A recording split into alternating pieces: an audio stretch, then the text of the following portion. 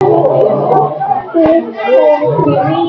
นี่หนูนี่คือสตรีมมิ่งนี่เดี๋ยวคิดว่าเป็นของสตรีมมิ่งไอ้นี่แต่ละวันเดียวกัน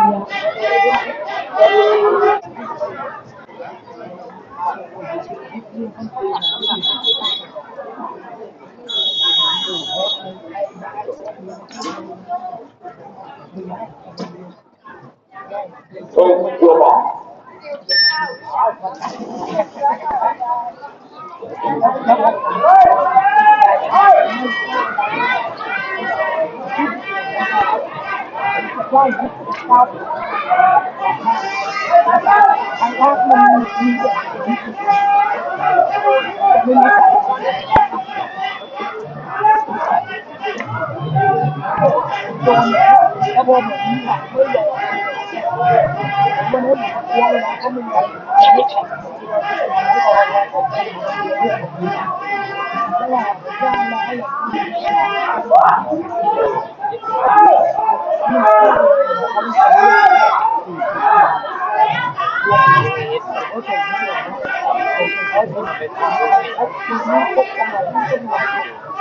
ในเรื่องที่สอง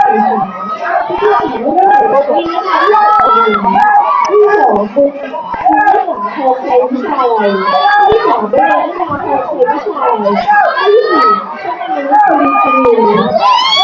ที่นี่ต้องใส่เป็นเรื่องของคนหนึ่งที่หัวใจเป็นเรื่องของที่เกิดอะไรที่ก็รู้ตัวเองเป็นของและเรื่องของคนหนึ่ง